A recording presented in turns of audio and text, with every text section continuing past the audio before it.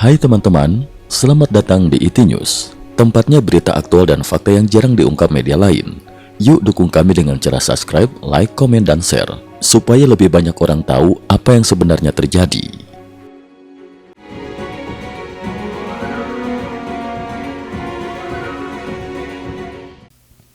Salam pemirsa, 19 Agustus 2026, Perang Rusia-Ukraina kembali memasuki fase serangan udara yang semakin intensif.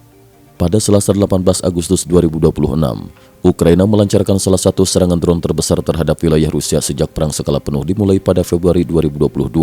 Hampir 800 pesawat nirawak dilaporkan dikerahkan dalam satu malam, dengan sebagian besar diarahkan ke Moskow dan wilayah sekitarnya. Kementerian Pertahanan Rusia mengklaim sistem pertahanan udaranya berhasil mencegat dan menghancurkan 791 drone Ukraina. Lebih dari 600 drone disebut diarahkan ke kawasan Moskow, menjadikan serangan tersebut sebagai salah satu gelombang serangan udara paling masif yang pernah dihadapi ibu kota Rusia selama perang berlangsung. Besarnya jumlah drone menunjukkan perubahan penting dalam pola operasi Ukraina.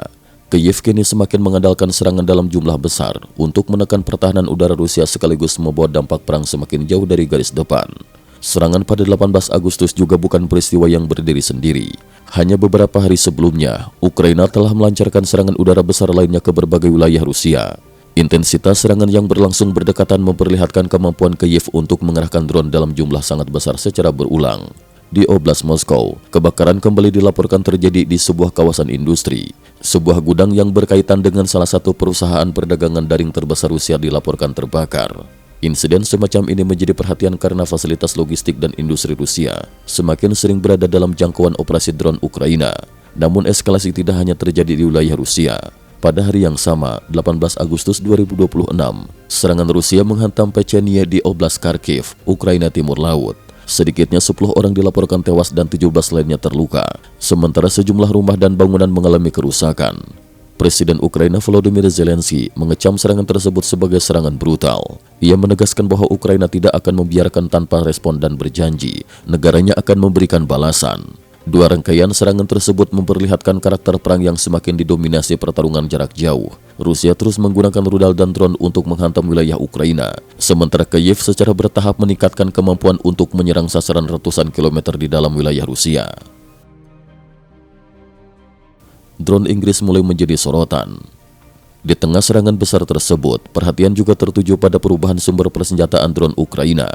Laporan media Inggris mengungkap bahwa drone buatan Inggris telah digunakan Ukraina dalam operasi serangan jarak jauh terhadap sasaran militer, industri, dan ekonomi di wilayah Rusia. Salah satu sistem yang menjadi sorotan adalah drone bernama Nian, sebuah one-way effector atau wahana nirawak sekali jalan yang dikembangkan oleh perusahaan Inggris Callen Lens yang berada di bawah BAE System. Keberadaan Nian sebenarnya telah diketahui sebelumnya.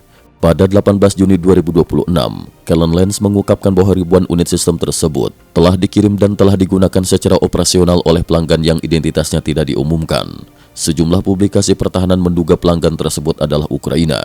Nian merupakan drone serang yang menggunakan mesin mikroturbin dan diluncurkan melalui sistem katapel pneumatik. Sistem tersebut dirancang sebagai wahana sekali jalan, sehingga dalam operasi tertentu, fungsinya menyerupai rudal jelajah berbiaya lebih rendah. Konsep seperti ini memberikan keuntungan strategis bagi Ukraina. Dibandingkan mengandalkan rudal jelajah yang jauh lebih mahal dan jumlahnya terbatas, drone serang dapat diproduksi serta dikerahkan dalam jumlah lebih besar. Jika puluhan atau bahkan ratusan drone diluncurkan hampir bersamaan dari berbagai arah, pertahanan udara Rusia dipaksa mendeteksi, melacak, menentukan prioritas, dan menembak jatuh banyak sasaran dalam waktu singkat. Bahkan apabila sebagian besar berhasil dihancurkan, sejumlah kecil drone yang lolos masih berpotensi mencapai sasaran. Karena itulah penggunaan drone jarak jauh semakin menjadi salah satu unsur penting strategi Ukraina untuk menyerang fasilitas militer, kilang minyak, pusat logistik, serta infrastruktur lain jauh di belakang garis pertempuran. Inggris siapkan 150.000 drone. Dukungan London terhadap kemampuan nirawak Ukraina juga terus meningkat. Pada 18 Juni 2026, pemerintah Inggris secara resmi mengumumkan paket senilai sekitar 752 juta pound sterling, yang antara lain mencakup penyediaan 150.000 drone hingga akhir 2026, selain lebih dari 350 rudal pertahanan udara dan sistem radar.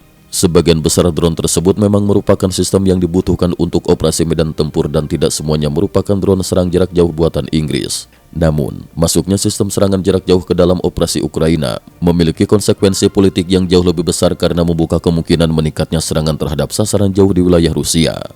Moskow pun bereaksi keras. Pada 18 Agustus 2026, Kedutaan Besar Rusia di London memperingatkan bahwa Inggris akan menghadapi konsekuensi atas keterlibatannya dalam memasok kemampuan yang kemudian digunakan Ukraina untuk melakukan serangan jauh ke wilayah Rusia. Rusia menuduh London sengaja mendorong eskalasi konflik. Pemerintah Inggris menolak mundur. Kementerian Pertahanan Inggris menegaskan London tetap berdiri bersama Ukraina dan berkomitmen menyediakan perlengkapan yang dibutuhkan Kyiv untuk mempertahankan negaranya. Namun kementerian tersebut tidak secara resmi mengonfirmasi rincian mengenai penggunaan drone Inggris dalam serangan tertentu ke Rusia. Perkembangan pada 18 Agustus 2026 dengan demikian menandai babak penting dalam perang drone Rusia-Ukraina.